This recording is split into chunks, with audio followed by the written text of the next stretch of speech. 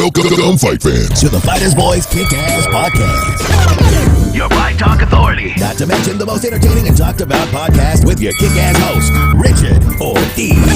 You mad? Come at me, bro. And his loyal kick-ass co-host, Senor Cole Escovedo. Streaming live and worldwide. Coming to you all the way live from a little place somewhere in Cali. The Fighters Boys Kick-Ass Podcast. Fresno, California. We're live here in Mad Production Studios. I'm your host for tonight's show, The Fighter's Voice Kick-Ass Podcast, Richard Ortiz. And beside me is the co-host with the most, the UFC veteran himself, the Apache Kid, Mr. Cole Escovedo. What's happening, Cole? What's up, amigo? It's been a quiet day. I've been trying to figure out how to get a monitor to work with my PlayStation all afternoon for work, but it was to no avail. Just call any kid, man, any teenager out there. Dude, ain't none of the kids at my school going to help me. Oh, they're not going to help you? Hell no, dude. They'd be like, whatever, Mr. Did you get a new game or what? No, I've got a lot of downtime where we're not interacting with students or we're not doing visits to their houses or anything, so it's just like a lot of sit down and wait kind of stuff. Yeah. So I just figured, hey, I got a PlayStation VR. I got a bunch of room. Make it happen. It happen, Put this thing together. Yeah, how's your knee working out?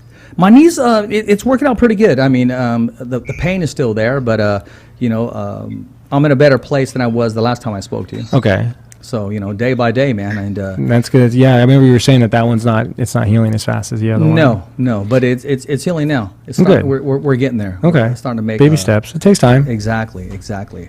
So, speaking of taking time, man, I mean, let's talk about our guest that we have with us tonight, man, in downtime. This boxing world, I mean, COVID has hit everybody in every sport. But my man has been staying busy, man. Staying busy, waiting for that phone call, waiting for the announcement, because he had one fight that just getting ready to happen, and then it didn't fall through for whatever reason. There was negotiations on the weight. Had nothing really to do with the money. It was just the weight. But my man's making his return, man. I mean, the former WBA super lightweight champion of the world that we have with us today, and that's Mr. Regis Prograis. Welcome to the show, Regis. Thank you, brother. Thanks for having me on again, bro. Oh, man, it's always a pleasure, man. It's always an adventure having you on, man, because it's never a dull minute whenever I'm talking to you, Regis. All right. So, hey, man, I mean, how's fight camp going? I mean, right around the corner, are you going to step right back into the ring? Showtime, PBC.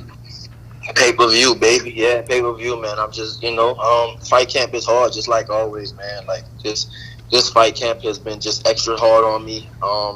This is the first fight camp I'm actually living like a fighter. Usually all my other camps and stuff like that, I'll just be all kinds of other activities. This camp, I kind of just been training. I train, 3, sometimes 4 times a day, and I come home, I take a nap, I eat, take a nap, my kids a little bit, maybe read, and and do it again. Wake up, train again, and then train again after that. So this camp been, real good. Very, boring like it's supposed to be, but very good, very hard, and I just can't wait. I can't wait to get back, bro, and just go out there and do what I gotta do. Yeah, I mean, you're a fan favorite, man. You definitely got a following, and you definitely got the support from especially New Orleans and everybody around you. I've never met a person or talked to anybody who, at the end of the day, they may not agree with your comments or what have you, but they have nothing but total respect for you.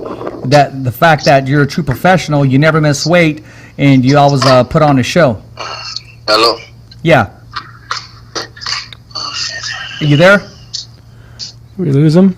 Hello. Did we lose you? Yeah, we can hear you, Regis. Oh, okay, my bad. I didn't hear y'all. Oh, okay, cool. Oh, okay, man. Yeah, I can hear you now. So I heard this was the last I heard. So real quick, we'll get you back into your camp mode thought process there. You were saying this has been particularly hard. Did you find it hard just for this particular fight, or do you think because of the obvious COVID stuff going on, it was harder to have people coming in and out of your camp? You had to be more restrictive? Or did you have like a list of people that were pre-approved that could come into the camp? Because you obviously don't want to risk an infection, of some kind before getting tested for the fight anyway, because then they're just going to yank you off the card. No. It was just hard just because training camp was hard. That's the main thing. When the whole corona, actually living, I was in California, I was living in LA. Now I'm back to Texas. So everything. So it's hard. It's just training camp is brutal. Training camp is very hard, and that's just that's how it is. I notice a lot of times you always have some familiar faces around you. Whether it's a close family member or a friend. Do you have anybody offering that support this time around that you changed campsites? Of course, I always got my people with me. And that's just that's all this love that I do. I always got people and stuff. But as far as but this has been a little to go to this question because we can't have that many people in the gym, so I couldn't have none of my partners like that in the gym with me. But usually I do have a driver. One of my friends usually he drives for me. He drives to the gym and and then he'll be in the gym. But this camp, we couldn't do that. We couldn't risk it getting the corona. So yeah, my people, I just see him, I see him after the fight. That's all. Do you feel that is less of a maybe say a distraction for you than you've had in prior camps where you don't really have your entourage or your usual people around you? Do you feel that you've been able to focus more on the training? You said you're training like up to almost 4 times a day. That really sounds like you've got a lot of free time now on your hands, whereas otherwise you might have been hanging out with your friends, hanging out, playing Madden or something, or just shooting ball or just shooting shit. Do you think that's allowed you to be more focused on the training this camp, not having those distractions? Yeah, I think so. I definitely think that's a factor. For me, I always train hard, but it's always about your outside activity, outside the gym that makes a big difference. So it keeps you level. I think that does this. Thinking about it, that does kind of play a role. So. Now, do you feel? I imagine they kind of are probably bummed out because they're probably used to doing certain things for you, like your boy who drives you. Like his job almost is to drive Regis around. Like that's what he does. It's like it's his driver. So it's a good job, man. Yeah. So I was gonna say as well. So you've got that kind of thing now. Or kind of like a poker dealer where you're relying on the game. Yeah. Every week, and then like a casino shuts down. Same concept. We're like here. It's like Regis pays me like every month to drive him around all month, like I'm his driver. Now he doesn't have a driver anymore. It takes a toll. Like that affects everyone around him. So yeah, I can understand the different feeling of circle around you. Yeah. And Regis, I know you're staying focused, and you're expecting soon, right? You predicted that you'd like it to have it on the day of your fight. Is that when the due date is? No, I don't want to have Oh, okay. The baby, hell no, I don't want to be the day of my fight. No, the baby actually is due on the 30th. That's, the day before my fight. Hopefully the baby can come, before that. My wife she says she's ready. She feel like it's going to come before that. So hopefully, I'm praying, the baby can come like next week before I leave. I have to leave, like not the Monday after next. I have to leave. So hopefully the baby can come sometime next week. But if not, she has a sister here. She has, she has her aunt, and she has a support system. So, I just have to do what I got to do. I just won't be here for the birth of the baby, So, well, now don't. I wouldn't say worry too much about that. And we were talking with Gabriel Flores Sr. Last time he was on. And, realistically, bro, think ahead. Assume, like, if the baby doesn't come before you have to leave for fight week, because they're going to quarantine you once you go. They're gonna keep you in isolation so that you can be tested and be cleared, and then they can keep you in quarantine in a bubble so that you can fight. Get an iPad. Get 2 iPads. Make sure that they can connect to each other, and then have sister, if the baby doesn't come by then, have sister with the iPad so that whenever the baby does come, you can iPad and you can still be there. Like, it was a good idea that he brought in because they were going to use it for Yeah. We were talking about a trainer that tested positive. It was actually Robert Garcia. Yeah, it was Robert Garcia. That's right. My bad. Regis. He tested positive for the coronavirus. So leading up to his being able to corner Jose Ramirez, if he was to hit another roadblock, they were going to have him corner by way of using an iPad. That's crazy. So that's something doable. Like you could literally, you might not physically be able to be there, but you can still be there. Like virtually, I guess that's the best way to describe it, man, is like just have a fail-safe kind of thing. So like in case the baby doesn't come, that way you don't, because I can understand you can already hear it in his concern. He's like, nah, man, I hope the baby comes before that. I was about to say that because we're talking to a different Regis. I've never heard Regis nervous or offset or uncomfortable because he's usually the dictator of I control my atmosphere, I control my own well-being, and this, my brother, It's in God's hands, my man. Right. Yeah. I mean, I kind of don't, don't worry about that stuff, bro. I control what I can. Yeah, there you go. And that's it. Luckily, my team, nobody has the corona right now. So, Yeah. We all good. We actually get tested like twice a week for that. Mhm. And, luckily nobody has it. So, everything is good, man. So, just thank God for that. Right on, amen, brother. Hey, you're very open about a lot of things that you do. I don't want to put you on the spot, but do you know, is it a boy or a girl? You got names? It's a girl. It's a girl. Okay. Her name would be Kalani. My second girl, so her name would be Kalani. I got two already. My son and my daughter. So it's another girl. So her name is Kalani. Like I said, it's crazy thing. My son's birthday is the 20th. So I got a very, very busy October. So gotta fight fight the baby, and then my son's birthday. So very, very busy October. So I'm kind of just ready for all this to be over, man. The fight is the main thing. I've been busting my ass training, and after I think this week is my last really, really hard week, and then we kind of just start tapering off after that, and then just go to San Antonio and just get it over with. Do your thing, man. I mean, the baby's going to come out in fine fashion, just the way you walk into the ring making a statement, or the baby's going to make a statement of her own, man. Trust me, because if she's anything like Pops, sky's the limit, man. Right. Hopefully so. When I want to talk to you, I didn't mean to interrupt you, Cole. I want to talk to you about your son. I watched a video.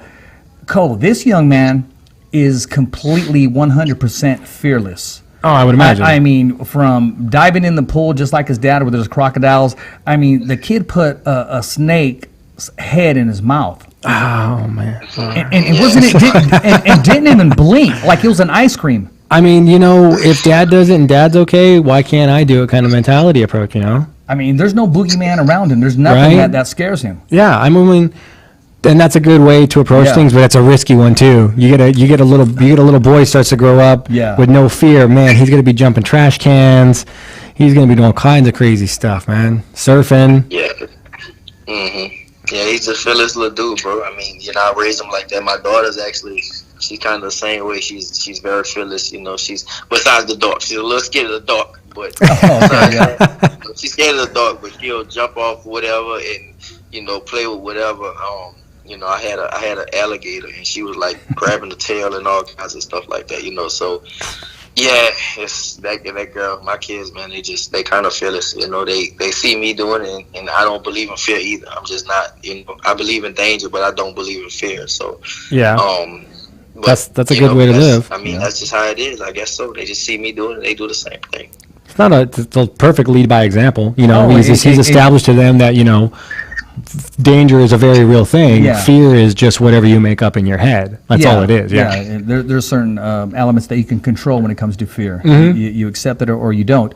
So your daughter, she's pretty daring herself too. Has she made it down the stairs with inside that that little igloo thing? We didn't do that. No, we didn't let her do it, man. She wanted to. She actually wanted to do it, but we was like, nah, you Nah. But she wanted to, because my son did it, and he hurt his elbow doing it. He hit like the last rail. He hit his elbow real hard. So, but my daughter, she wanted to do it, and I was like, nah, you can't do it. She wanted to get in with me. I was like, nah. I ain't trying to go to the hospital today. I remember you took a spill on one of yours. I think it was one of the last ones that you posted. Yeah, I fell too. Yeah, I fell. Cole, we're talking about, I mean, a staircase, right? Uh-huh. And this guy gets in it's like a big ice chest. Yeah. And just goes Like big all the storage way container, down, yeah. bro, all the way down. And sometimes it's smooth, and sometimes No, sometimes it you is catch what that it front is. tip, dude, and you go face forward, man. That's just it. Just put a football helmet on, man. You're fine. Yeah, exactly. It's not a hole in the drywall can't be fixed. No, well, Call that roller coaster time. yeah. I mean, he makes his own roller coasters. He makes his own rides, and makes his own openings. And what I want to ask you, Regis, I'll get into too much detail. How much of a negotiation did it finally take to get you on this card? I know you left Lou DiBella, and you signed a one fight deal with PVC, and as soon as you signed, they had a fight for you. I mean, how comfortable were you making that decision? Was it just, hey, I want to get back in the ring and do what I do best? It was both, man. I can't say both. It was a few a combination of things. I definitely wanted to get in the ring. I since this whole thing started, I had like 4 fights that fell out. This is like my 5th training camp I kind of been in, so I started like a lot of training camps. So of course I wanted to get back in, and one person I kind of always admired and looked up to was Al Heyman, and Al Heyman is for me is like the godfather of boxing. Most people can't even see him, but everybody knows his name. And that's just somebody I kind of always wanted to be associated with, basically, and the Charlo brothers, they're like my brothers, and they always told me, man, come over here, man, come over here, and it's just it's the right time, man. It's the right timing, the perfect timing for everything. So once my manager negotiated this, I was just like, man, I'm ready to go. So we was good. It's a good team too. They just both fought over the last weekend. 2 weeks ago now. Yeah, Showtime Boxing pay-per-view, and they look spectacular. They show the whole world exactly who they are. They're not ready for that next level. They are that next level, and definitely they're ready to take those big fights against those big names. And I can see them dethroning a lot of the names. I don't see anybody really pushing up against the wall where it's a walkover. I'm talking even Canelo. I want to see Charlo brother and Canelo. I mean, let's get it on. Let's find out who's really the baddest out there, and that'll be a rock'em sock'em fight, man. You're going to see a lot of transitions once that happens, and I see that happening in possibly maybe next year. Is that a fight we could ever see, given that they're both signed with different organizations or promotions? Well, right now Carnelo's a pretty about free agent almost. He's almost just he's about to become a free agent. Yeah. Yeah. Any fight's possible of being made. I think he'll lose that, and I think they're going to cut him loose. I think he'll lose that suit, and they'll say he'll be the hottest free agent. Yeah, but who can afford him? That's a question too. Like, just because he's a free agent, it's like, well, who can actually afford you right now? Who's got the TV deals? Regis just said that he watched and admires Al Heyman. So that's a man who could afford a lot of numbers and make big things happen. He's had the best of the best, and believe me, he'll put his bid out there. If he wants him, he'll make his bid out there. No, I get that. I can imagine a guy like Heyman would want him, but wanting him and wanting him after you know what he's going to cost. Because you got to remember, it's not just going to be what you're paying Canelo. You got to pay people to fight Canelo. Those guys are going to want a little bit of a chunk of change now, and they're going to be like, no. That fight, and you'll agree with me, Regis, that'll take place once we're back to normal, the norm, because it's definitely going to be a sellout wherever it is posted at, where the event comes to take place at. If in fact it does take place next year, that'll be a dream fight for a lot of fans, man, and a lot of questions will be answered. Right. So, Regis, I want to talk. I want to get more in depth about your fight, man. Without giving it away too much, man. I mean, you were ready to adapt to fighting a lanky, taller man with the longer reach. For whatever reason, he continued to. He wanted the fight, but he wanted the fight at a different weight. And you said yourself you weren't ready to go up there because you didn't want to do that to your body, because you still have some business to take care of at the 140-pound division. And you said you before you step out of that division, you want to once again become a world champion. Who do you have your eye on the winner? I mean, because it's going to take place of Jose and Taylor. Is there unfinished business with Taylor? Yeah, definitely. I think that, it's definitely unfinished business with me and Taylor. The fight, I honestly still thought I won that fight. A lot of people thought I won that fight. I feel like if it was here in the U.S., I definitely would have got the nod, but I don't want to get it twisted. I don't want people thinking I'm saying that I got robbed. I didn't get robbed. He won, but it was so close to where I could have won also. So it depends on, I think, basically, I just feel like if it was here, I would have won, basically, but I think just me and Taylor, we definitely have unfinished business. Me and him have a lot of money sitting on the table, so we definitely have to fight again, maybe even 3 times, depends on how the second fight goes. So I think that, that's definitely a money fight on the table for me and him. As far as Ramirez, I mean, maybe. I mean, it depends if he wins or not. I don't know, but right now I do want to be a champion again at 140 before I move up to 147. But of course, the money is always the biggest thing. After this, you never know. They might offer me a fight at 147 for a crazy amount of money, and that I can't turn down. So if that happens, then we'll see. But right now, my goal is to be a champion again at 140 before moving up. So, and whoever has, it's just in boxing. You just never know the landscape of things. The landscape changes so much in boxing and so sporadically to where you just never know. So that's my goal, to be a champion again at 140, have some type of belt before I go up to 147, and then after that, we'll see what's up. We'll see what happens. What's your prediction on that? I mean, I'm not asking you to pick a winner, but do you think the winner will stay down and defend at 140, or do you think both men will vacate and move up? I think both of them move up. I mean, I don't think it's nothing. It depends, man. I don't know. It depends on who's going to be out there. I mean, they have right now 140 is a hot division. And it just it's starting to steam up. It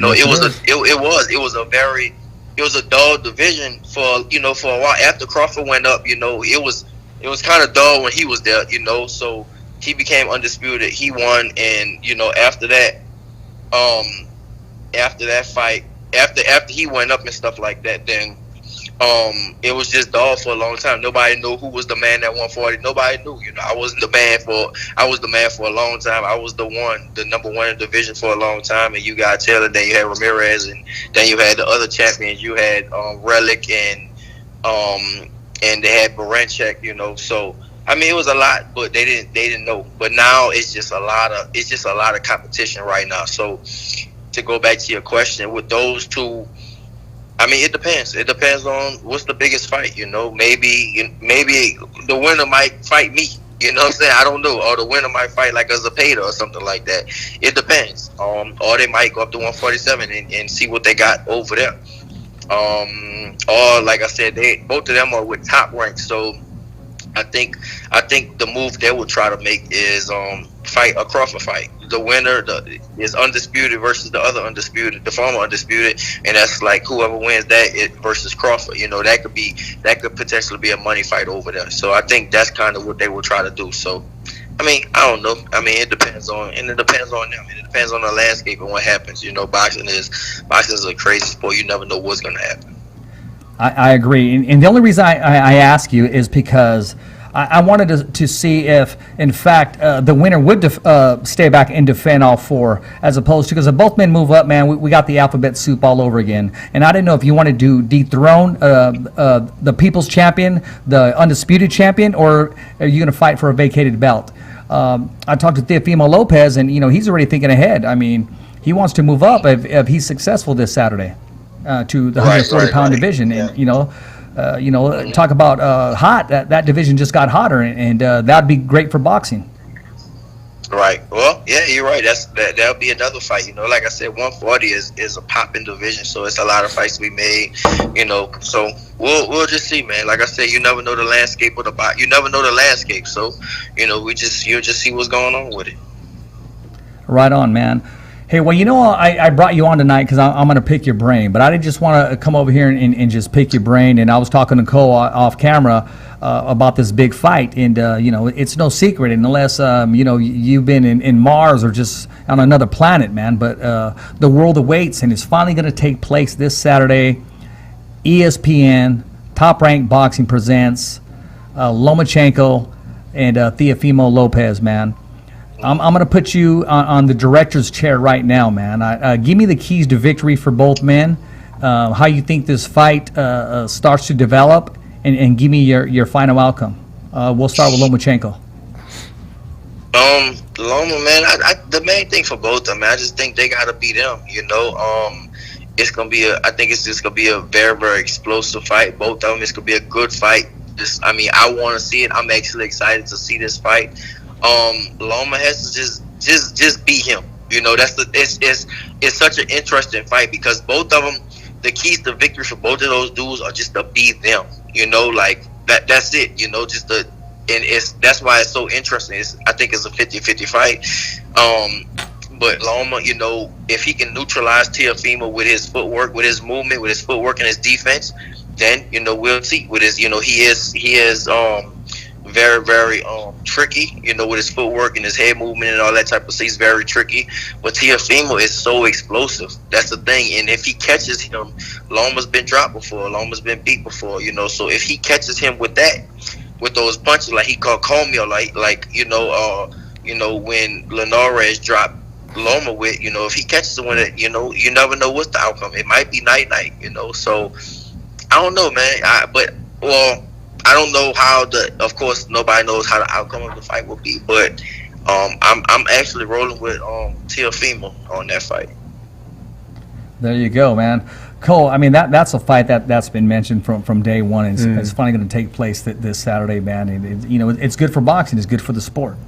It is having good good fights that make sense is a real crucial thing right now. Like, obviously, quantity is a factor right now in order to bring boxing back into the mainstream. Not necessarily back into the mainstream, but with COVID right now, getting it going again, getting the traction going, getting fighters paid. They're actually going to allow some press there and a few fans there. Okay, cool. So then the baby steps are leading back to it. So so right now they want to go with quantity, but giving quality fights kind of goes to fixing that black eye that boxing always had of, oh, that was probably a rigged fucking fight, or blah, blah, blah this, or blah, blah that, or of course he won. Like, this will be a fight where everyone's going to be like, damn, like, I hope my guy wins, but I don't know. Like, either one of these dudes could knock each other out. So you know it's probably not going to go decision. If it does, both of these guys are going to go for broke. So it's not going to be like, oh, someone got robbed. It's going to be like, nah, dude, it is just that dude won tonight, or someone got knocked out. So this is going to help contribute to that, to the credit of boxing coming back, because they've had so many questionable fights in the past with so many questionable marquee fighters that I'm not even a huge boxing fan, but I've noticed it. I've seen fans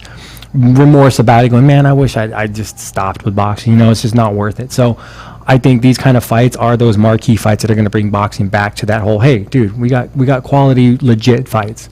Come back. You know what I mean? Yeah. You know what, Regis, I want to ask you, when's the last time that we've had an event live up to its hype? What I'm saying is, when's the last time we had a fight where you said, you know what, Richard, it's a 50-50 fight? When's the last fight that you had to say, okay, without thinking, okay, this guy's going to win because of A and B, but this one, you're telling me you're going for a certain person? Probably my fight with Taylor. My fight with Taylor was, most people saying it was 50-50 fight. I was kind of the favorite, but most people saying it was a 50-50 fight. So I think my fight with Taylor, another fight probably lived up to it was I think it was Errol Spence and Sean Porter. I can't say it was 50-50. Everybody expected kind of Errol to win. But yeah, I think it was my fight with Taylor that was people were saying that was a 50-50 fight.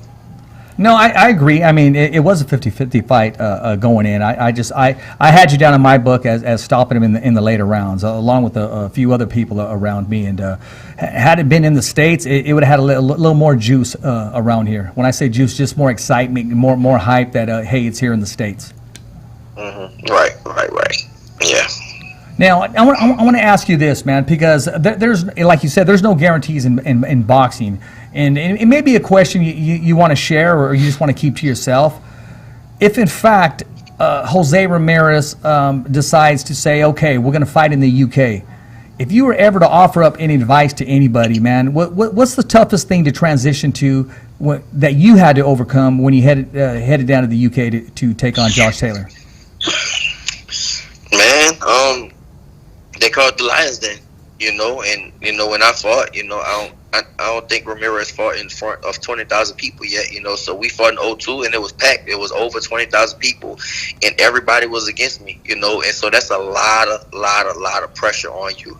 And you got to make sure you can knock them out. I mean, even for me going into the fight, most people told me don't take that fight over there. You're not going to get a decision. The reason I did take the fight over there, because I always wanted to fight in London, and I really did think I was gonna stop him. I believed that I was gonna stop him, so I do credit him for taking that punishment I gave him. But I really felt like, I was like, man, I'm gonna stop this dude or whatever. But it's gonna be hard to get a decision, and the fans over there are fanatic. That's the thing. If you're a good fighter, they'll love you forever. Even right now, I honestly think most of my fans is from the UK, from New Orleans and from UK. So. If he goes over there in front of the Lions, then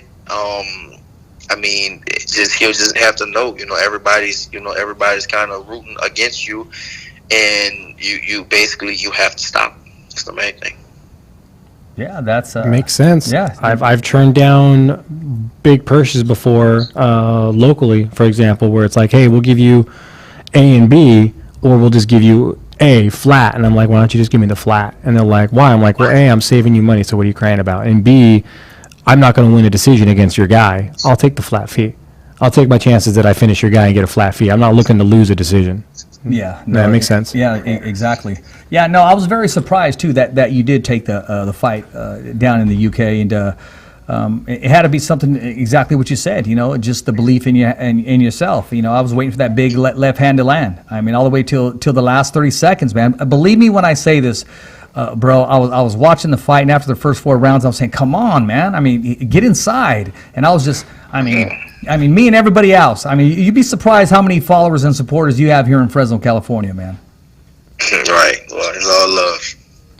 Amen to that, brother. Well, listen, man, I appreciate you sharing that because you broke it down and you let us know who you're rooting for, man. But let's talk about the card, the main event that you're going to be participating in, and that's at the end of the month, man. And we're talking about Tank and Leo Santa Cruz, man. What's your take on that fight? Do you think the weight is going to affect Tank, and do you think Santa Cruz can take the pressure and the power of Tank Davis?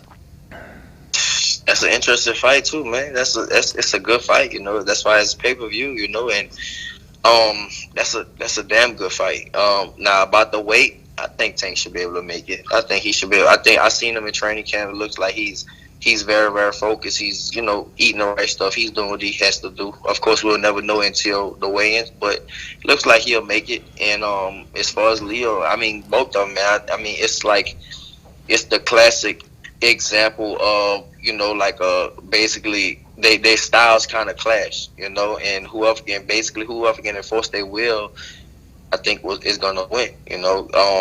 If it depends if Leo can take his punches, and then it depends if Tank can take that pressure.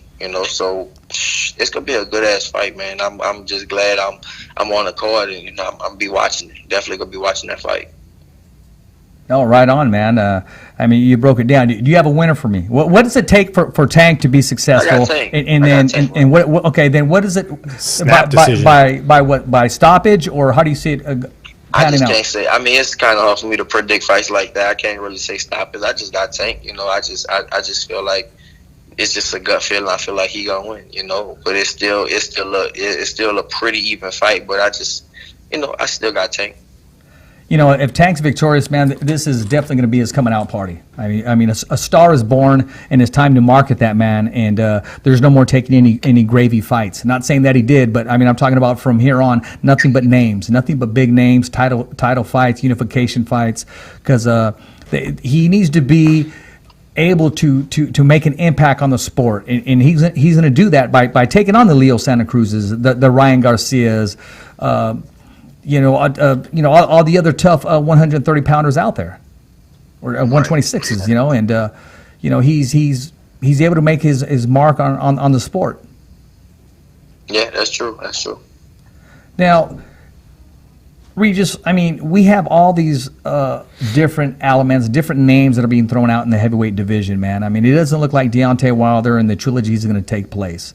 Do you have any objective with Anthony Joshua stepping up and taking on Tyson Fury? And if so, do you see him being successful? And do you think there's any way that fight can take place in the States? No, it wouldn't even make sense to make it in the States, really. I fought in the UK, and the fans are crazy over there. I mean, they're fanatics. They love boxing. So for them to be both from the UK, it wouldn't even make sense for that fight to take place here. It definitely will make sense. They can fight at Wembley Stadium or another stadium that can put over 100,000 people in a stadium, and it'll be crazy. So I think that's what they need to do. But will it take place? We don't know. Boxing, like I said, the landscape is it's all over the place sometimes. But I would definitely like to see it. I think Tyson Fury will win, but it'll be a hell of a fight. No, I agree with you. So what's your take on the rumor of possibly Mikey Garcia and Manny Pacquiao? Oh man, that's an interesting fight, because Pacquiao's still looking good, man. Pacquiao 40 years old, and he just beat Keith Thurman, so Pacquiao is a damn legend. But at the same time, Mikey, Mikey smart. Mikey came up smart with Pacquiao, so he probably knows his moves and that type of stuff. And maybe that might be a reason, they don't make it happen, because they do know that, maybe he knows him. He sparred him so many times. So I don't know. I mean, I think it's I think it's still, an interesting fight people will want to watch. That makes sense. Knowing, like, if I had a guy that used to be a sparring partner, like a regular sparring partner for me, like, you can get better as a fighter and you can fix some things. Yeah. But there's little things that, as a fighter, just as a fighter, you're never going to change. There's certain things about you that may be a weakness that you always have that can always be exploited, because you just cannot fix it no matter what the fuck you do. It's just you have that hole in your game. And having a guy that sparred with me regularly like that might incline my manager to say, no, we're going to turn that down, because that guy knows not just what you're good at, but he knows what you're weak at. And to know what you're weak at in boxing, it's the magnification of the exploitation is just, you can't quantify. It's like priceless information, because Especially you know his that's weakness. a possible opponent. Exactly. That's what I'm saying, is I could see them turning it down, saying, nah, that's just not smart. Like, that guy knows too many of your weaknesses.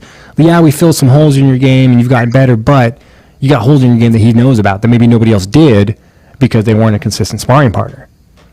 Yeah. In hearing that, Regis, are you real cautious on who you share rounds with?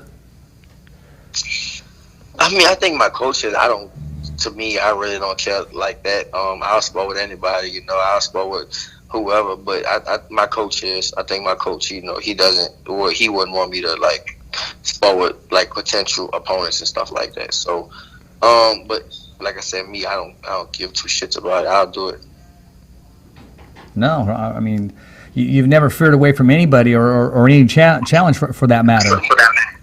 What concerns or if any you have, do you have going into your fight this in 2 weeks? I mean, what do you know about what can you tell us about your opponent? Is there anything that you're concerned with? I mean, the main thing is, man, it's like, it's not even about, I feel like he's an average Joe, he's an average fighter, but I'm not even looking at, like, I've been training my ass off and I've been busting my ass, and I'm looking at, like, he's the best in the division. Like, he's the best fighter I ever faced. That would be spectacular. I'm fighting on a Al Heyman, PBC, and that is one of Floyd's fighters. So I have to be spectacular, So I have to go out there and just do what I got to do and be, like I said before, be spectacular.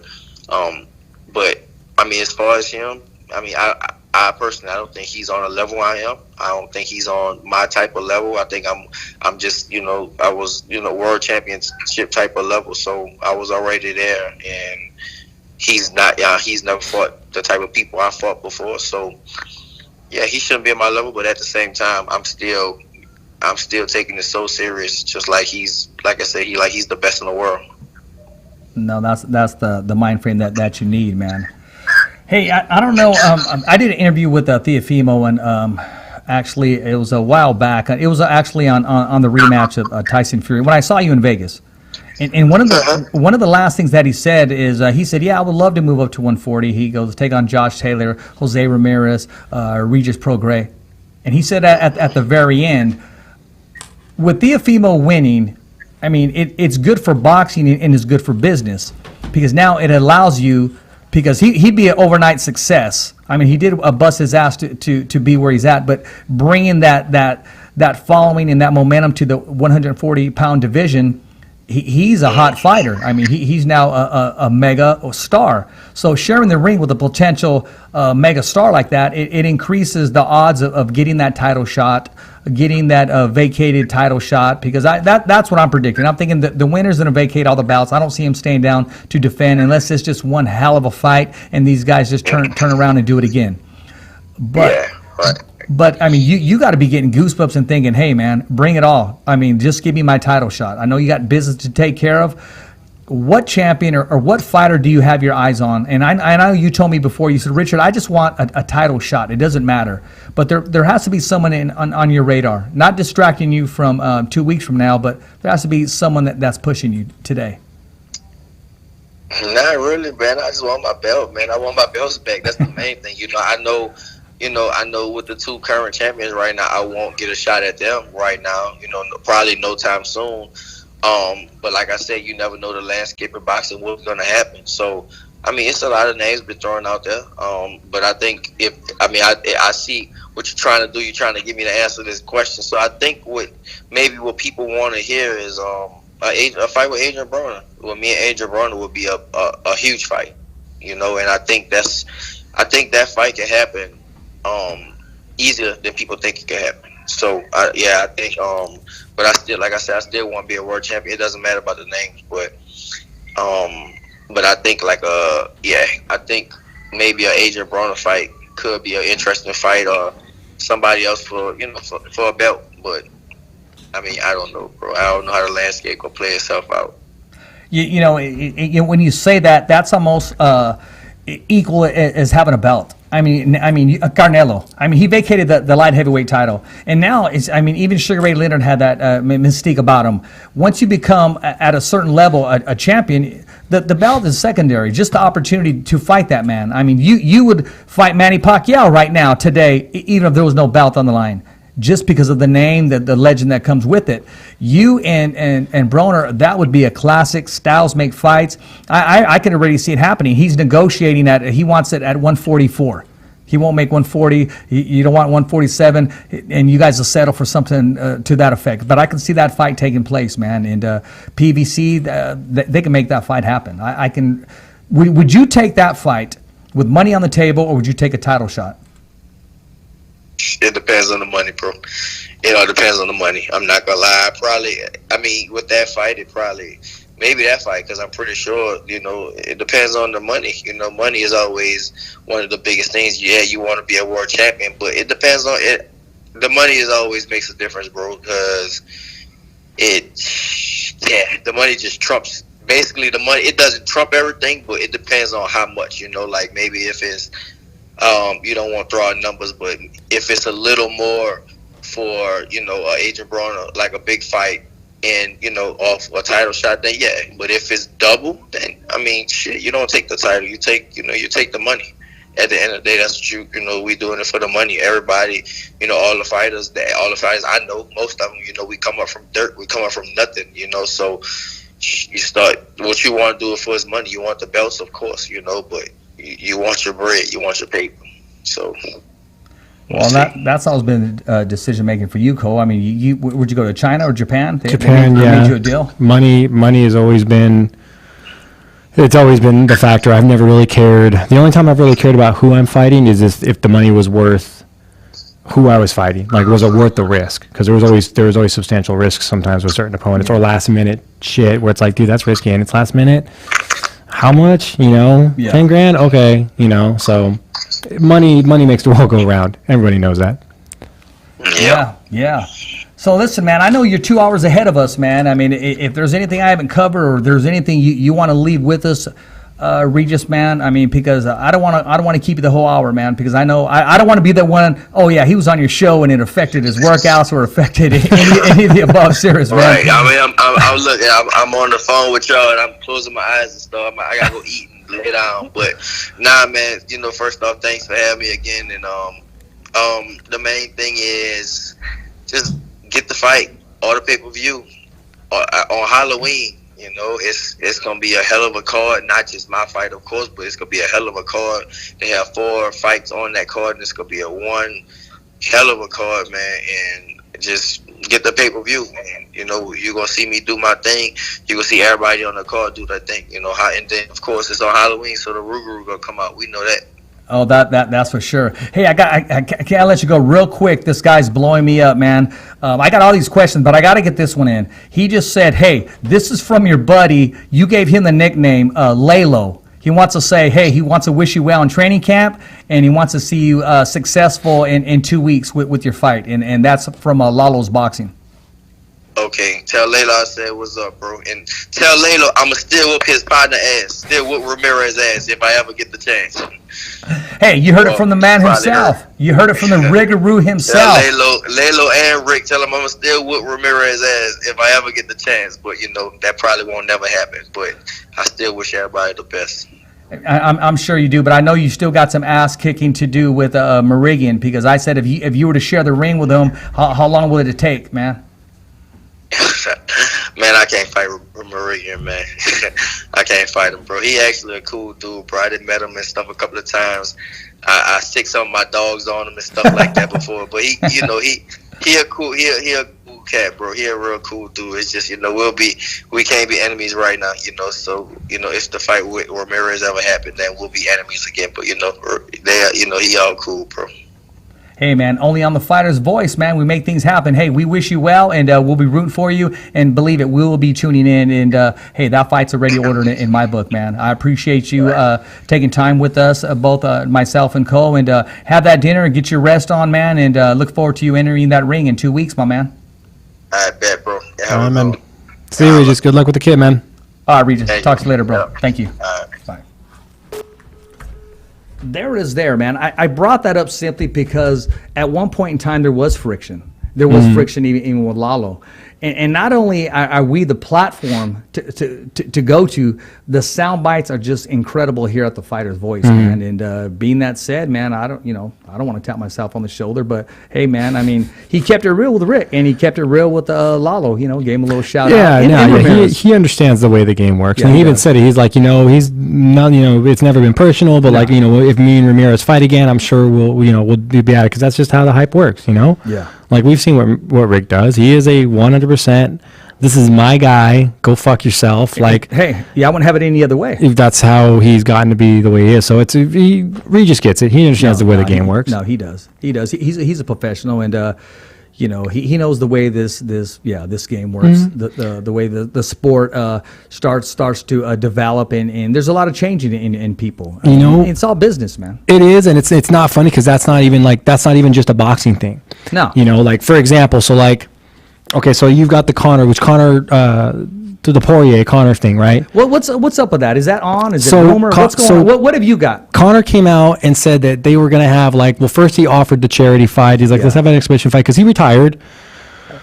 Was that charity fight? Was he doing it just to slap or mess with UFC, or was he really wanting to do that? No, I think it was. I think he really wanted to do it, but at the same time, here's how Connor's mind works, and here's how the conversations with Dana White probably go. Hey, I'm not going to come out of retirement. Let's set it up so that you offer me a fight to come out of retirement. That way I can save grace. You guys can get the fight, because realistically, I don't know what Poirier's contract status is, regardless of whether it's an exhibition fight or anything. The UFC still has to give him permission if he's under contract to take that fight, because that's an MMA fight for another promotion, which is not the UFC, where money will be made. Even if the money's donated to charity, somebody's making fucking money off that show. It might not be all Connor and Dustin, but there's promoters, there's vendors, there's bookies, there's bankers, there's all kinds of people hotels, that are just make revenues, all that. Exactly. So which Connor's trying to get everybody fucking paid. I don't blame him. He's trying to get everyone paid. But the UFC would have never let that happen. That's what a lot of people don't understand. It's a lot of smoke and mirrors. There's no fucking way the UFC was ever going to let Dustin Poirier go off and fight Conor on an exhibition fight. Why? He's under contract for us. No, the answer is going to be no. So rather than make a big hoopla, make the he said, she said, make the UFC look like the bad guy, which is Conor. Here's the genius in Conor. Conor put the UFC in the corner there and said, look, you can tell everyone that Dustin can't fight for this charity and then nobody can get the money donated to him, but you're the ones that are going to have to say he can't take the fight. And at the end of the day, they would say, yeah, he's under contract. He's not. So instead of doing that, I think realizing the corner they'd been painted into by Conor, or it could have been part of a grand scheme that they were both in on. You know what I mean? Part of the picture, the bigger picture, saying, look, let's just offer you a fight. So now we'll offer Conor a fight to come out of retirement to take. And now that's why I was checking on my phone, is like, because one reported that Dustin had taken it already, he'd agreed to it. Now they were just waiting on Conor, and Conor officially had said, yeah, I'll take it. One report, though, was saying that it was going to be January 21st. Then I had another report say that conflicted with it, that came out 54 minutes later saying he accepted on condition, the condition being it happens this year. The problem I had with that whole this year thing is Conor was already trying to point out things like, oh, well, this card took a hit and this card took a hit. I want to be trying to say well, this card lost Cody Garbrandt. Well, yeah, but they fucking gained Alex Perez. That title fight's still happening, and it's still a top-ranked guy. It's not like they're pulling some, okay, Joe, I love you. Please don't kill me. Okay? Disclaimer on that one. Okay. It's not similar to when they said, hey, Soto, you're going to fight Dillashaw tomorrow, and it was weigh-ins. It's not like you get a last-minute replacement from a guy who was on the prelims, who I don't give a fuck what anybody says. Joe deserved that title shot, having never fought for them before, having not been. He had done enough in the sport and fought enough people that if they did that, no one really argued or batted an eye. They were like, "Fuck yeah, I'll watch that." But because he's a prelim guy, it's a little different. This is Alex Perez. He's already easily breaking the top 5 or 4, easily already, probably 5 to 3rd. So to have a guy that's already breaking the top 5 and just fighting dudes and putting on good performances and just going for broke on these dudes, and he's come all the way fucking up from camo. I mean, he's literally gone from a camo amateur to now fighting for UFC gold. He has literally gone from Lemoore, the audition of fighting in the house of the UFC, was a regular at Lemoore. Exactly. So he's gone from A to Z. Regular on The Fighter's Voice. Exactly. So watching his career go and grow from where it is now to where he's about to be it's awesome, especially for the simple fact that I could say I actually know the dude. So it's fun in that sense that I got to watch somebody actually achieve that. Like, they started with the goal of, I'm going to start at camo, I'm going to start in the amateurs, I'm going to make it all the way. And he's like this fucking close now to getting there. So having that fight makes sense, but having like the Poirier fight. So now he was just next in line. Kind of anyway. Yeah, he was kind of in line anyway. That I think if you know, maybe the plan was have him fight one more time and the winner of that takes the next title shot, or maybe you just get the winner of Garbrandt and Figueroa, which would have made sense too. So no matter what, he was probably in line for the next spot anyway, unless something really dramatic happened. So this fight makes sense. So I'm okay with that. So for Conor to say, oh well, let's do it on this one, like you're saving the fucking card. Well, you wouldn't be. You'd be a great addition to the card. Sure, but that title fight is still a fight everyone's going to want to watch. They have no idea, I think, how big the draw they just pulled by putting Alex on a title fight like that. Like the viewership draw they're going to pull for that is going to be fucking insane. It's going to be crazy. Dude, it's going to be a joke. It's going to be crazy. So I think... Bro, I'm getting goosebumps just talking about it, because if you think about it, the dude was just here in freaking studio. Now, No, I don't mean to interrupt you. KP, you already know, whether it happens today, tomorrow, or the next day, people that show up on the show, they get their blessing and then some. And it may not come as soon as they leave that door, but it's on the way. And I've told it since day one, this show is blessed. Yeah, no, and we were fortunate. We had Alex kind of chilling on the couch one time. We did like a casting couch thing with him almost there. Yeah. But we're working on getting him before that fight hits. So we've got a little bit of time. We've got like middle to late November, I think, is when that card is. So we've got a little time. I've talked to him. He's letting me know what availability he has, which is a certain time of the day of the week, which is fine. We just got to work around it. So if it's something that we have to adapt, let's we'll figure something out. We'll put it together. We'll get some time with him before he goes for that title fight. Alex has always been cool to us. He's always been very open, very educated man too when it comes to the sport. I mean, he knows his fighters from every division, every weight class. He knows their strengths, their weakness. He's a student of the game, man. He's involved. Well, he's a perfect example of like a full immersion. Like, he's garnered as enough information as he needs to about the sport and why it matters, because it's not like he's gathering this intel and this information so that he can use it against his opponent one day, because majority of the information he has isn't necessarily on opponents or people he'll fight. It's just knowledge of what they're doing. What's this guy doing that's getting him this paycheck in the sport so much? How is he running it? What's he doing that's getting his attention? It feels him, man. It just feel to him. So Conor is probably going to end up. They're shooting for that November or the December card is where they're trying to land that. So that's a fight I think will happen. Like I said, the bigger picture was Conor getting the UFC to ask him to come out of retirement by offering him that fight. Yeah. And that's how he's going to paint it. Oh, you fucking came back to daddy. You need me back. You couldn't do it without me. And that's fine. That's feeding Conor's attention, get-go. So, but Khabib's not on that train anyway. No. Conor's in a position of begging for fights almost. He really can't stand Khabib. Well, he went as far as to say that Khabib really can't stand him. No, he doesn't want him earning $1 off his name. Nothing. He said he would turn down coaching another season of Tough against Conor. I read that. Even if they had offered him 5. He said he didn't give a shit. Not giving Conor the attention that would bring him is where he's going to hurt Conor. And I get it, and that makes sense now. He's like, I won't fight him yet. He has to let him go earn it. Talking about stuffing a shoot.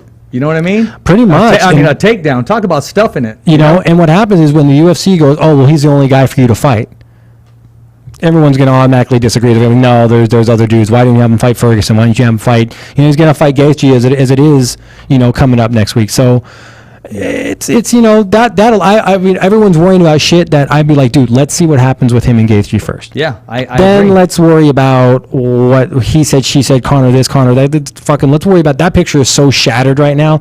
We won't even worry about that one. But Conor, like you were talking about Mikey fighting Pacquiao, right? Conor's still on that train too. He's still saying that this Dustin Poirier fight was a warm-up, step-up fight to get ready for the Pacquiao fight.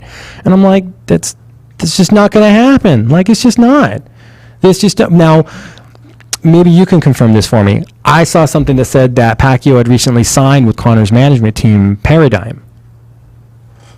I'd have to talk to Gibbons on that one. Yeah, so give me some feedback on that, because if that ends up being true, that he did sign with that entertainment mogul team and that production team, now there's a little bit more works. Yeah, now there's a little more thought process that, okay, now they're starting to build together a relationship so they can get money talks to going. me, that would make the most sense as an exhibition, to be honest with you, because when the fight doesn't make any fucking sense to me. Well, when he was going to fight Floyd, there was that, okay, well, Floyd hasn't been in a real fight in a while. He's sent down. Pacquiao's a different animal, man. I mean, he's just... That's what I'm saying, is Pacquiao's not going to carry him for 5 or 6 rounds and go, all right, now it's time to finish. No, Pacquiao's going to come out and go, I'm just going to try to fuck you up in round one. Yeah. Like, maybe I'll feel you out in round one. But the second he realizes he has range, speed, foot angling... Conor looked really good at 170, but his footwork has never looked as good as a guy who's been doing it as long as Pacquiao. Pacquiao's going to turn on a fucking dime, and Conor's going to eat it right in the first round, and that's it. Probably right now, with the exception of Lomachenko, still the best footwork in boxing. Yeah. Hands down. Footwork is insane. So when you got a guy like Conor who, he's had tons of time to improve his boxing, yeah, but you got a guy who's lived his entire combat sport life in that sport. That'd be like a reverse of a boxer coming over and only knowing boxing, saying that he's going to come in and fuck up, Jose Aldo or Max Holloway or something. That's like saying that fight's going to take place inside a cage.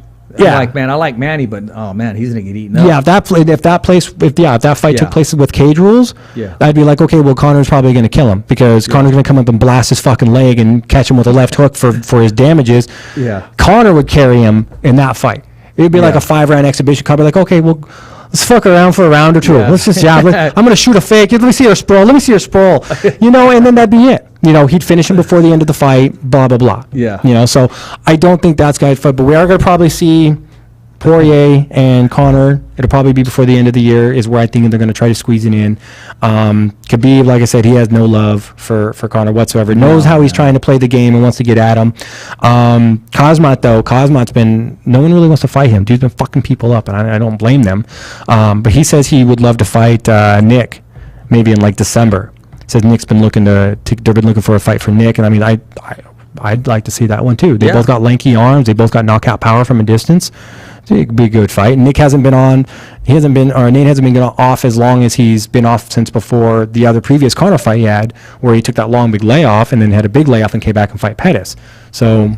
You know what? I haven't noticed even a boxer that's been on the shelf for a while come back and show ring rust. The Diaz brothers, they don't show ring rust at all. Period. Yeah. I guess because they live in the gym, and they're always doing something. They're working out, whether they're riding their bikes, swimming from Alcatraz to the land, and just they're always in great condition for the most part. So I think, and I misspoke. It's not Nate that he's looking for; it's Nick. So I would imagine that'd be a good fight for Nick to come back at. The older brother. Yeah, because he was looking pretty lean too. So they're definitely looking. I already know that the UFC's been talking to them about, okay, well, how do you fit in to this picture? I mean, just have the Diaz brothers fighting again actively for the UFC. Yeah. Dude, that opens the door for so many cool story arcs and fights, and that's what it really matters about. It's entertainment. You got to have some story arcs. So that said, that's about it for news. We had the UFC fight night over the weekend. We had home fight. We had Barboza and dude, Buckley with that fucking spin kick. Holy shit. That's crazy. Everybody's going to be trying that. And there was nothing else for him to do. The momentum was there, so he kept the momentum going.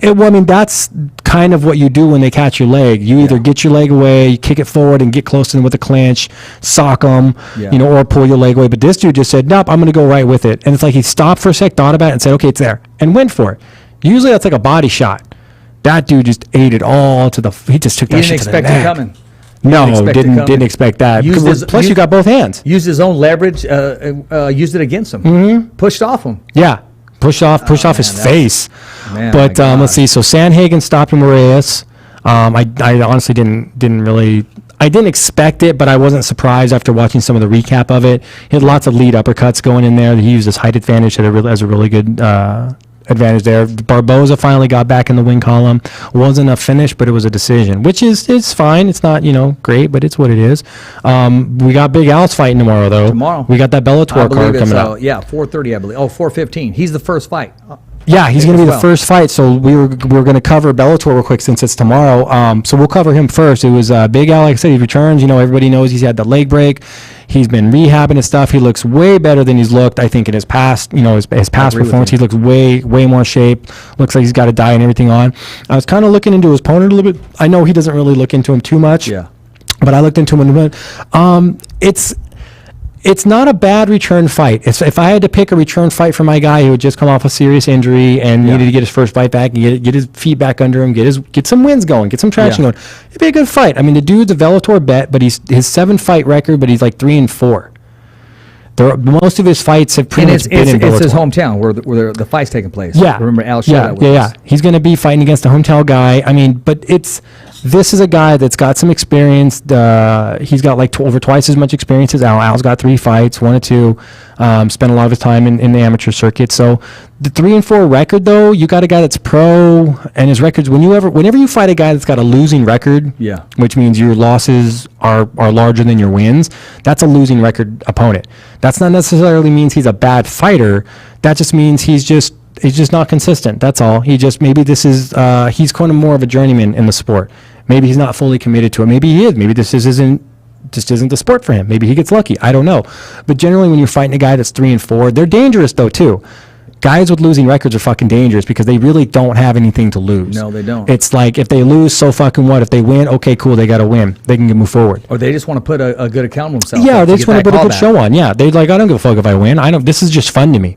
You know, like a poker player with a lot of money. I'm not going to jail after this fight. Yeah, That type of stuff. yeah. So Al's got. I think he's in a good spot to really put on a good performance. He's been given. I don't think he's been given an opponent. I think he's been matched with an opponent that he shows up to fight. I think he can beat. If he doesn't show up ready, he won't beat the opponent. The guy's got experience on him. He's got double the fight experience. So there's a risk there. The guy wants to win. I didn't want to ask him that, but I mean, Cole, how tough was it coming back from an injury, like where you can use your right arm again, or what was it, your collarbone before? It's pretty. you want to test it out again. It's case to case for fighter to fighter. It's going to be different. Some guys will take a bad injury and they're gun shy from there on out. Some guys will get knocked out really bad and they're gun shy from there on out. Didn't even get anything broken, just got knocked the fuck out, and they're like, "Ooh, I'm not swinging for the fences anymore. I'm leaving myself open." Yeah. So there's that fear. We'll know after the first minute. Like if we're going to see if Al throws that kick or not. Usually starts off doing that. Yeah, so which I'm not necessarily a fan of. That's not nothing against him. This is just fighting in general. I feel that you should be leading with your hands. You should never throw kicks without setups. Just throwing a kick without a setup. If that first kick doesn't land and exploit an opening that you just exploited, exactly. Then why did you throw that kick? And this is nothing, just like I said, take Al out of the picture.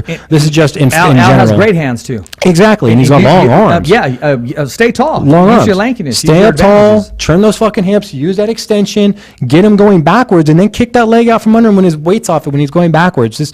But to throw a kick right out the gate, unless you saw an opening and it lands right out the gate, you're like, yeah, see, I already saw your opening. I can get it. You're getting in dude's head. So we'll see. It's going to be, like I said, it's going to be the first fight on the card. It's going to be on Showtime. So it's going to be their first run. It's not Coker's first time with CBS, but it's going to be Bellator's first time with CBS. Strikeforce had an ongoing relationship until the Diaz Mayhem incident. So that was CBS. They're coming back in the mix because they're negotiating a deal to bring more boxing to CBS as well. Yeah, they're trying to. I almost say they're trying to corner the market on like basic television kind of like network for combat sports, like what Spike was doing for. I think they're trying to be like that for combat sports. CBS, you know what I mean? It kind of goes well. It rolls off the tongue. So I can understand what they're going for on that. Having the only TV deal is a good thing too. Yeah. That, like I said, we're going to see a very different landscape when COVID goes away. I'm looking forward to it Thursday too, man. Thursday. A Thursday, yeah. I'm telling you right now, my opinion at least is that based on my experience, that was a casino decision. That was not CBS. That was not Bellator. That was the casino. I was about to going mention those are the Thursday. days of Tachi Palace, man. Thursdays. Yeah, whenever you did a show at a casino, it was generally on an off night because reality is they want to see data. They want to see numbers. We know we're going to have a Friday, Saturday night. Fuck COVID, whatever. You know what I mean? But to have it on a Thursday will actually show an increased traffic of gaming hours. That's just science. It's just math. Yeah. We want to see a gaming hour increase. We do it on a Thursday. Why? Because there's nothing else to do on a Thursday. And trust me, I've been out there. Hey, they were granted an arena to hold this competition, so they're going to take it. And I'm sure, especially right now. Yeah, I'm sure the Mohegan Tribe is jumping at anything sports wise that they can get in their venues right now. So, but you've got headlining that. You've got Cyborg versus Blankow. I'm gonna probably go with Cyborg on this one, just because like Cyborg's on a 2-fight win streak. She fought shredded too, man, on her weigh-ins. Yeah, she looked pretty. Well, she always does. You know, she always looks and she comes from shoebox stuff. She always look in really good shape. But she's beat Judd. Judd is her opponent's like kryptonite. Like her opponent, Blankow's lost twice to Judd, and she just beat Judd's ass. So to know that she's already beat up the chick that's beat you twice, that's got to be a pretty big mind fuck. Blankow's on a 3-fight streak. 57% of her 7 losses have come via sub. So her ground game's not all that good.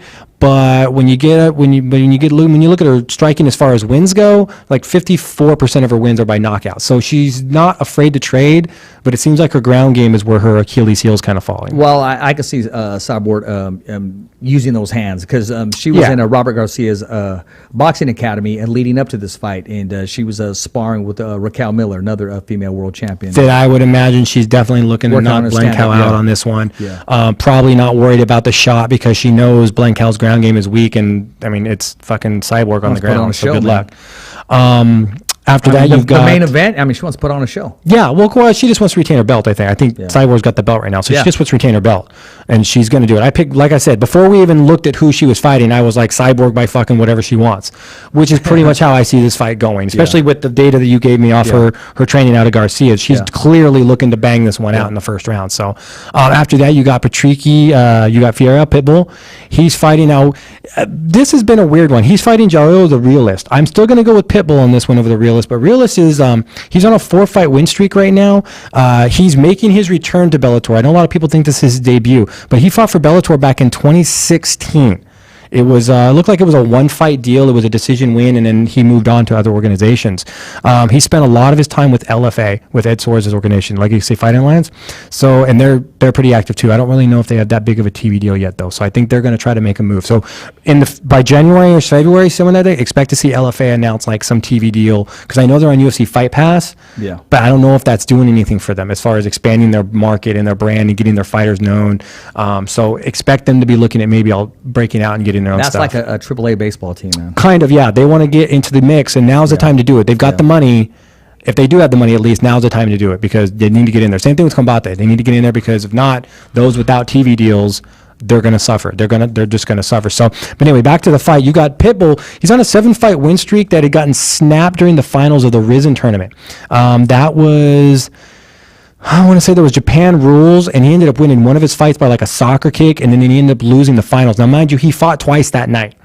So it was the finals of a tournament. Yeah, so he probably fought once and then came back and then fought again that night for the finals, and that's where he lost. So I think the rules kind of favor Pitbull. Like, I think Pitbull could actually benefit from going over to Japan and fighting regularly for Risen, because like I said, just his first fight was a win by a knockout stomp by a head kick. So the fact that he picked up on that rule advantage right out the gate tells me that he's not looking to get on the ground with people out there. And that's really what the rule's there. If you can get kicked in the face on the ground is not where you want to be. So with that said, though, I'm still going to go with Pitbull in this one, even though Realist is on a 4-fight win streak. I think that the level of competition of who Pitbull has fought is just, I think it's a little higher breed pedigree. So I'm going to go with Pitbull on that one. And yeah.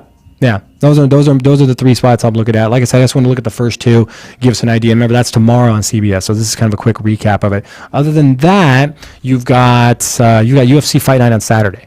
That's another UFC. Like I said, they're just pumping them out. I don't know how I feel about that, though. Like I said, it's they need to do it, but at the same time, we're not really getting a chance to follow. I'm thinking these are the guys that are all on contract, and we got to get them. That's fights, what I man. said. Yeah, they're we don't want to face what's going on in DAZN. We don't want to face Exactly. that. We don't want to be up against Well, the ropes, so to speak. I don't think it's a fear of what's happening to DAZN. I think it's the fact that, remember, Well, you have no, the- I'm talking about being sued for a certain amount of fights. No, because that's the thing is the call UFC it an doesn't act of operate God. that way. Okay. The UFC doesn't have contracts where it's like, hey, we'll guarantee you 3 fights.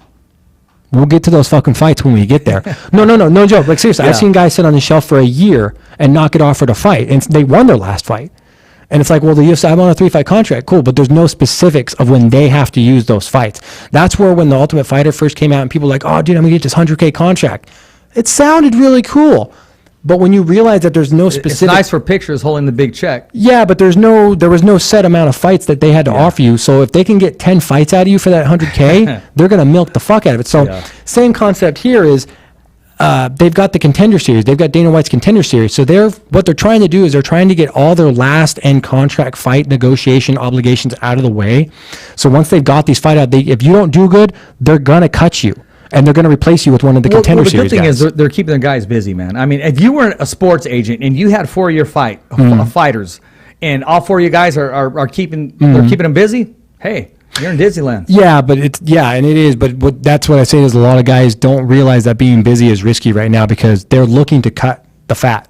Yeah. They'll offer you fight after fight, but if you're not winning and you lose one, they're probably going to cut you if you've already been on a losing streak. Right now, guys, like I said, anybody with more than 2 losses in a row right now, you're on the block. Yeah, definitely. Period. Just fucking period. Because they've got the Contender Series guys coming in, and he's just handing out contracts to these guys that are being watched on their first fights in the UFC. So now fans are following them. You're on a 2-fight losing streak. The days of I'm only signing the win who wins the big one. Those days are over. Those days are fucking gone. Even though he said he's going to bring back the Ultimate Fighter, at this point, it's like, why? Either do the Contender Series or do the Ultimate Fighter. Don't do both. It doesn't make any sense. It just doesn't. So, but this Saturday you've got UFC. You've got Ortega versus Jung, Korean Now, that's Zombie. his first fight back, right? This will be Ortega's first fight back. Yeah, After the injury, he after had he the lost loss. He got not. Yeah, title he got shot. Yeah, after Holloway whipped his fucking ass back in 19. from top to bottom. Yeah, so it's going to be almost 2 years since we've seen him fight And he last. had that injury. And then he had the knee injury, and that was what postponed this fight the first time last year. The knee injury sidelined this particular fight, so they had to hold it back. So, he's knocked out Frankie Edgar. He knocked out Clay Guida. He subbed Cub, and that looked really good on paper at first. He was just on a Fresno. tear. Yeah, he subbed Cub at Save Our Center. Yeah, and it just looked really good on paper, but when you sat back and looked at it, it's like, all right, Frankie Edgar's kind of changing weight classes and stuff. He wasn't really sure where he wanted to in the middle be. of transitioning. Yeah, Cub wasn't really doing the best. He followed all these gatekeeper guys and looked really well doing it, but he was just working his way up. So it kind of was an illusion, and then he goes in there and Holloway just fucked him up. I think the title shot was well deserved. It's just. But was it though? Because you got to remember, like, just because you're on a win streak, when you look at who you're beating, it was the momentum leading up to it. It And was there was the hype. It was the following. Exactly. it was the momentum hype. It was the, That's it was what got the it to him. following, but man, talk about. Man, he just coasted right through. Gave him a lesson. And then Jung's on a 2-fight win streak. He knocked out Edgar, and that was more recent in December 19. So, I mean, you're knocking out a wrestler. Nothing against Edgar. He's a fucking guy's been around forever. He's a fucking legend. But you're knocking out a wrestler. That's not Tough as nails. It's not that big of a thing to get excited about. You know what I mean? When you're knocking out a guy whose biggest game plan is bringing you down and imposing his will on you. I got Korean Zombie on this one. I think Ortega's layoff has been too long. I think he's going to have a little... And combine that with the unorthodox striking of Jung, the way he bounces around and shit. I mean, he's got like that spinning back elbow at like the end of the round and just all kinds of crazy shit that he does. And when's this fight taking place? This Saturday? This is going to be Saturday. This is on the Saturday I'm gonna tune card. into that one. That's going to be a good fight. This is the main for that card. So That's a badass name. Korean I Zombie. think Jung's going to fuck him up. That's a badass nickname, man. Korean Zombie? Oh, yeah. Yeah, dude, that guy's got a great story too. He had to take time off. That's the only fighter I've ever seen Dana White wear a shirt. Well, Dana yeah. White was rocking that shirt. Dude, he was on a tear, and then he said, I have to retire. And everybody was like, what? He had to go and do his mandatory service in the Korean Army.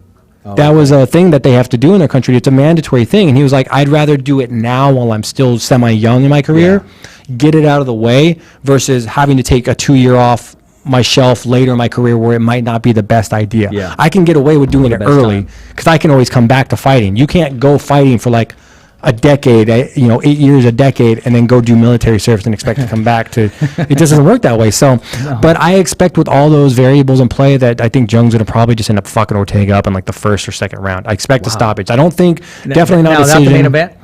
That's the main event for Saturday, yeah. I'm going to tune into that one, man. And then you've got Andrade versus Chukagian. Chukagian? Is that Chukagian?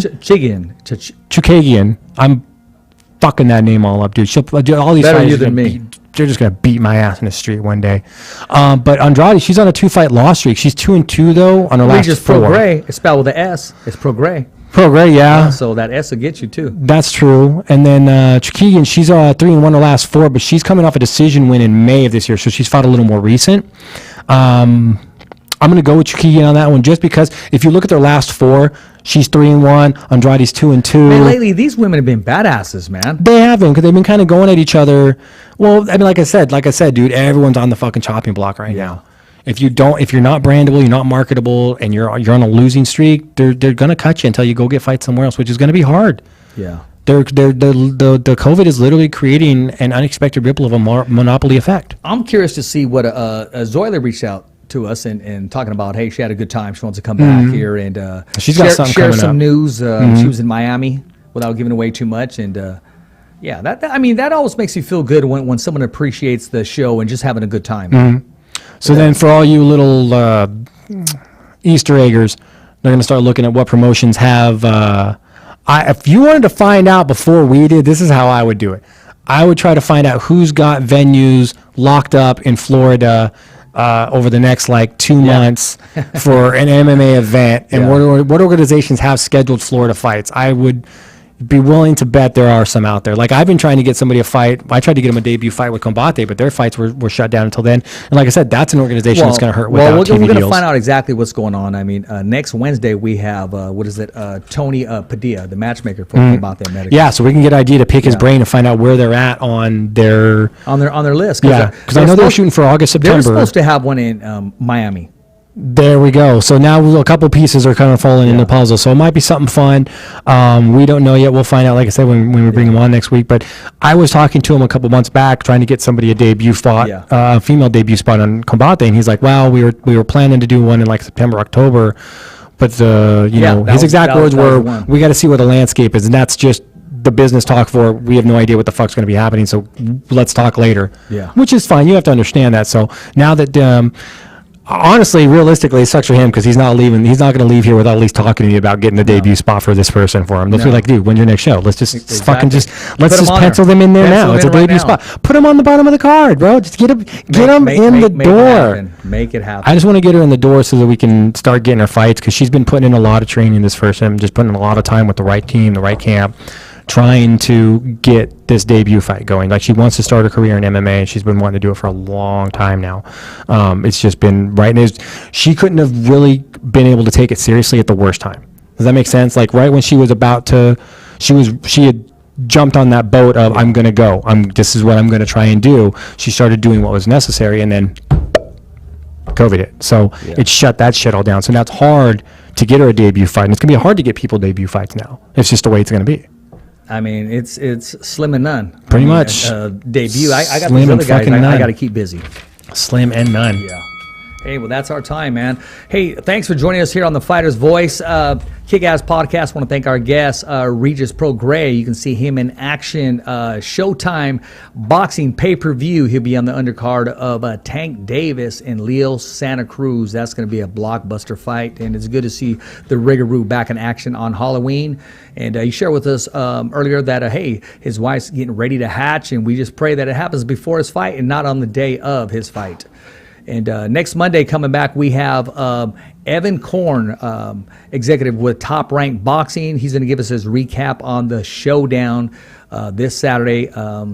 Man, I can't wait. Lomachenko and Teofimo Lopez are going to give us the whole breakdown. He'll be with us Tuesday, and then Wednesday we have Tony Padilla, the matchmaker for Combate Americas. And like Cole said, we're going to pick his brain and find out what's going on in Miami, especially all of a sudden Zoila. I know, right? That's what I'm saying. The pieces of the puzzle kind of And makes I sense. noticed there's been like a rekindling, because they kind of went their own ways, Yeah. but then they've been, sharing posters. Hashtagging each other. Yeah, Yeah, exactly. so once I saw the co-op hashtag kind of stuff, I'm like, okay. Okay, there it is. Somebody There's said, nothing "Hey, wrong with we're gonna lose a commodity here." I think is what happened, and there was a Exactly. discussion of, "Hey, we're gonna lose an invested that. Match commodity." her up, give her what she wants. Let's make this happen. Well, I don't know if necessarily give her what it wants, But what she wants is a fight. Yeah, I but mean, let's give her. There's been 3 fallouts. Yeah, exactly. So let's make good on this and actually show her that we do appreciate her. Maybe, and Exactly. we don't know. Like I said, we'll get a chance to talk to him. But no, the man himself. you know, take your guess. Yeah.